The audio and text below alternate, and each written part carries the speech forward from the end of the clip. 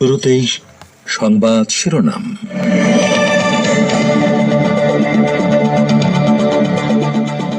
শত্রুতা বাদ দিলে মার্কিন উত্তেজনা কমানো এবং ইইউ এর সাথে সম্পর্ক প্রতিষ্ঠা করা হবে, ইরানের নতুন পররাষ্ট্রমন্ত্রীর ঘোষণা। রাশিয়ায় আগ্রাসন চালানোর অনুমতি দিয়ে তৃতীয় বিশ্বযুদ্ধ ডেকে আনছে পাশ্চাত্য, ইতালির উপপ্রধানমন্ত্রী সালভিনির মন্তব্য। বাংলাদেশের বনানীর বাসা থেকে ওয়ার্কার্স পার্টির সভাপতি রাশেদ খান মেনন আটক, নেওয়া হয়েছে মহানগর গোয়েন্দা কার্যালয়ে। এবং আরজি করে চিকিৎসক ধর্ষণ ও খুনের ঘটনা তদন্ত রিপোর্ট সুপ্রিম কোর্টের খটকা, ময়না তদন্তের আগেই অস্বাভাবিক মৃত্যুর মামলা।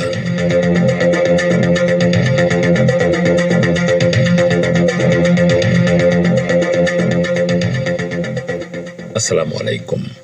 এতক্ষণ গুরুত্বপূর্ণ সংবাদ শিরোনাম শুনলেন। এবারে বিস্তারিত বিশ্ব সংবাদে আপনাদের স্বাগত জানাচ্ছি। আমি গাজী আব্দুর রশিদ। ইসলামী প্রজাতন্ত্র ইরানের নতুন পররাষ্ট্রমন্ত্রী আব্বাস আরাকচি বলেছেন, আমেরিকা এবং ইউরোপীয় ইউনিয়নের দেশগুলো যদি ইরানের সাথে শত্রুতা বন্ধ করে, তাহলে আমেরিকার সাথে উত্তেজনা কমানো এবং ইউরোপীয় দেশগুলোর সাথে সম্পর্ক পুনঃ প্রতিষ্ঠা করতে তেহরান আগ্রহী। আজ জাপানের কিউদো নিউজকে দেয়া এক সাক্ষাৎকারে আব্বাস আরাকচি এই ঘোষণা দেন। গতকাল জাতীয় সংসদের সদস্যদের আস্থা ভোটে পররাষ্ট্রমন্ত্রী পদে বিজয়ী হওয়ার পর এই সাক্ষাৎকার দেন তিনি। আরাকচি বলেন, ইরানের অর্থনীতির উপর থেকে পশ্চিমা নিষেধাজ্ঞা অপসারণ ও আন্তর্জাতিক সম্প্রদায়ের সাথে বাণিজ্য স্বাভাবিক করার জন্য পররাষ্ট্র মন্ত্রণালয় আমেরিকার সাথে উত্তেজনা কমানো এবং ইউরোপীয় দেশগুলোর সাথে সম্পর্ক পুনর্নির্মাণের চেষ্টা করবে। তবে এই চেষ্টা শুধুমাত্র তখনই করা হবে যখন তারা ইরানের প্রতি শত্রুতা বন্ধ এবং 2015 সালে সই হওয়া পরমাণু সমঝোতা পুনর্বহাল করবে। আব্বাস আরাকচি জানান, ইরানের সংসদে দেয়া বক্তৃতায় তিনি দেশের উপর থেকে নিষেধাজ্ঞা প্রত্যাহারের বিষয়ে জোর দিয়েছেন। ইসলামী প্রজাতন্ত্র ইরানের বিমান প্রতিরক্ষা বাহিনীর commander brigadier general Ali Reza Sabahi Fard বলেছেন, ইরান হচ্ছে মধ্যপ্রাচ্যে বিমান প্রতিরক্ষা খাতের প্রধান শক্তি। তিনি বলেন, এটি একটি অনস্বীকার্য সত্য যে এই অঞ্চলে আমরাই বিমান প্রতিরক্ষা ক্ষেত্রে নিরঙ্কুশ শক্তি এবং বিশ্বেরও অন্যতম প্রধান শক্তি। জেনারেল ফার্দ আরও বলেন, শত্রুরা ভালো করেই জানে যে ইরান কোনো দেশের উপর নির্ভরশীল নয় এবং ইরানের বিশেষজ্ঞদের নকশায় তৈরি করা সরঞ্জামাদি আমাদের হাতে রয়েছে। তিনি জোর দিয়ে বলেন, 1980-র দশকে ইরাকে চাপিয়ে দেয়া 8 বছরের যুদ্ধ এবং দেশের সামরিক শক্তি বাড়ানোর প্রয়োজনীয়তার বিষয়ে ইসলামী বিপ্লবের নেতা আয়াতুল্লাহিল উজমা খামেনেইর নির্দেশে প্রতিরক্ষা সক্ষমতা অর্জনে অবদান রেখেছে। সাবাহি ফার্দ দাবি করেন, ইরানের সশস্ত্র বাহিনীর বিমান প্রতিরক্ষা বিভাগ বর্তমান দেশকে রক্ষা করার জন্য তার সেরা অবস্থানে রয়েছে। ইরান শত্রুদের লক্ষ্যবস্তুতে পরিণত করতে এবং প্রয়োজনে তাদের লক্ষ্য করে ক্ষেপণাস্ত্র নিক্ষেপ করতে প্রস্তুত রয়েছে। ইহুদিবাদী ইসরায়েল এবং লেবাননের ইসলামী প্রতিরোধ আন্দোলন হিজবুল্লাহর মাঝে তীব্র উত্তেজনার মধ্যে দখলদার বাহিনী দক্ষিণ লেবাননের 10টিরও বেশি এলাকায় বিমান হামলা চালিয়েছে। ইসরায়েলি বাহিনী ঘোষণা করেছে, বৃহস্পতিবার রাতে তারা বিমান হামলা চালিয়েছে। ইসরায়েল দাবি করছে, হিজবুল্লাহর অস্ত্র গোদাম, সামরিক অবকাঠামো এবং একটি লঞ্চ প্যাডে হামলা চালানো হয়েছে। আল মায়াদিন টিভি চ্যানেল জানিয়েছে, লেবাননের কাফার কিলা, কাউথারিয়াত, আল সিয়াদ, রামিয়া, জিপকিন, আইতা আল-শাব, মাহাইবির, কাফার চুবা এবং শেবা ফাবকে লক্ষ্যবস্তু করা হয়েছে। তবে হামলার সম্ভাব্য প্রাণহানি ও ক্ষয়ক্ষতির কোনো খবর পাওয়া যায়নি। গত 7 অক্টোবর থেকে ইসরায়েল ফিলিস্তিনের অবরুদ্ধ গাজা উপত্যকায় বর্বর আগ্রাসন ও গণহত্যা চালাচ্ছে। এর প্রতিবাদে হিজবুল্লাহ ইসরায়েলের বিরুদ্ধে প্রায় নিয়মিতভাবে হামলা চালাচ্ছে। এর মধ্যে গত 30 জুলাই বৈরুতে হিজবুল্লাহ সামরিক কমান্ডার এবং সংগঠনের মহাসচিব সাইয়েদ হাসান নাসরুল্লাহর উপদেষ্টা ফুয়াদ শুকুরকে শহীদ করে ইসরায়েল। পশ্চিমা দেশগুলো ইউক্রেনকে অস্ত্র সরবরাহ চালিয়ে গেলে তৃতীয় বিশ্বযুদ্ধ বেঁধে যেতে পারে বলে হুঁশিয়ারি দিয়েছে ইতালি। দেশের উপপ্রধানমন্ত্রী মাত্তেও সালভিনি বুধবার রোমে এক বক্তৃতায় বলেছেন, কিয়েভ সরকারকে আরও বেশি অস্ত্র সরবরাহ করার অর্থ হবে তৃতীয় বিশ্বযুদ্ধ ডেকে আনা। তিনি আরো বলেন, রাশিয়ার ভূখণ্ডে অনুপ্রবেশ করে দেশটির জনগণকে হত্যা করা হবে একটি বিপর্যয়, যা নাটকীয়ভাবে একটি বিশ্বযুদ্ধের রূপ নেবে।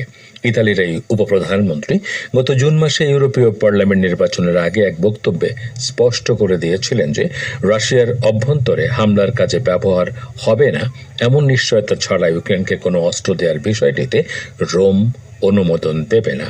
তখনও তিনি বলেছিলেন, রাশিয়ার অভ্যন্তরে কাউকে হত্যা করা হবে সোজা তৃতীয় বিশ্বযুদ্ধে ঢুকে যাওয়া। ইউক্রেন যুদ্ধ 2022 সালে শুরু হলেও দেশটির সেনাবাহিনী এতদিন রাশিয়ার অভ্যন্তরে হামলা চালানো থেকে বিরত ছিল, কারণ আমেরিকা সহ পশ্চিমা দেশগুলো কিয়েভকে যে অস্ত্র সরবরাহ করে আসছিল তার প্রধান শর্ত ছিল এসব অস্ত্র দিয়ে রাশিয়ার ভূখণ্ডে হামলা চালানো যাবে না। কিন্তু আগস্ট মাসের শুরুতে ইউক্রেন শুধু রাশিয়ার ভেতরে হামলা চালায়নি, বরং কুরস্ক অঞ্চলে রুশ ভূখণ্ডের 30 কিলোমিটার পর্যন্ত ভেতরে ঢুকে পড়েছে। আপনারা বিশ্ব সংবাদ শুনছেন রেডিও তেহরান থেকে, আর প্রচারিত হচ্ছে বাংলাদেশ ও ভারতে শর্টে 25 মিটার ব্যান্ডে, এছাড়া বিশ্বজুড়ে ইন্টারনেট ও স্যাটেলাইটে। ওয়ার্কার্স পার্টির সভাপতি ও সাবেক মন্ত্রী রাশেদ খান মেননকে আটক করেছে বাংলাদেশের আইন শৃঙ্খলা রক্ষাকারী বাহিনী। আজ বিকেলে তাকে বনানীর বাসা থেকে আটক করা হয়। তাকে আটক করে মহানগর গোয়েন্দা কার্যালয়ে নেওয়া হয়েছে বলে ডিএমপি সূত্র জানিয়েছে। 10ম জাতীয় সংসদ নির্বাচনে আওয়ামী লীগের নেতৃত্বাধীন সরকারের বেসামরিক বিমান ও পর্যটন মন্ত্রী ছিলেন রাশেদ খান মেনন। এছাড়া আওয়ামী লীগের নেতৃত্বাধীন 14 দলীয় জোটের তিনি অন্যতম নেতা। নবম সংসদ থেকে পরবর্তী সব নির্বাচনে আওয়ামী লীগের সঙ্গে ছিল এই জোট। সর্বশেষ ছাত্র জনতার আন্দোলনে বল প্রয়োগ করে পরিস্থিতি নিয়ন্ত্রণে সমর্থন দেন 14 দলের নেতারা। বাংলাদেশের 8টি জেলার 50টি উপজেলার 357টি ইউনিয়ন বন্যা কবলিত হয়েছে। এসব জেলার প্রায় 4.5 লাখ পরিবার বন্যায় পানিবন্দী হয়ে আছেন। ফেনীর এবং ব্রাহ্মণবাড়িয়াতে বন্যার পানিতে ডুবে 2 জন মারা গেছেন।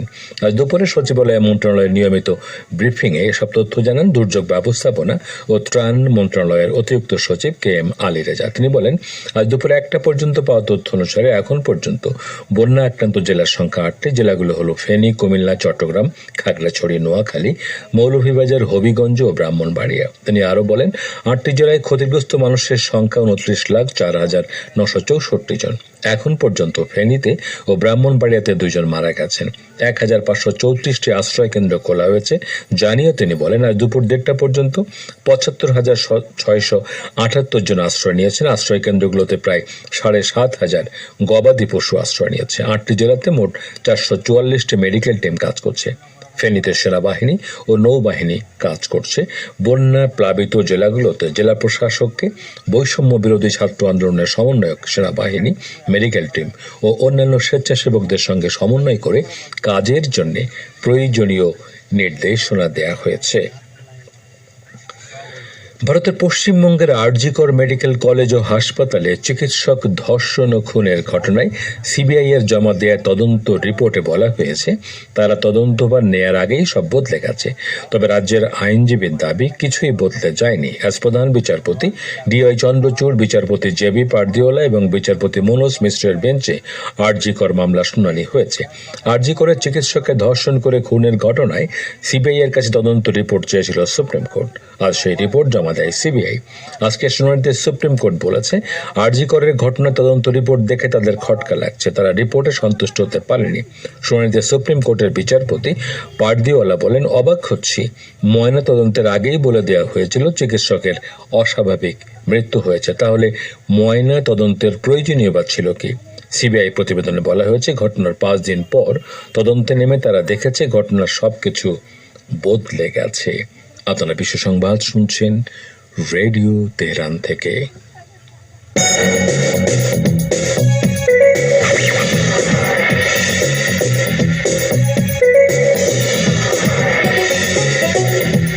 রেডিও তেহরান, খবরের সঙ্গে 24 ঘন্টা। ভিজিট করুন আমাদের ওয়েবসাইট parstoday.ir/dn।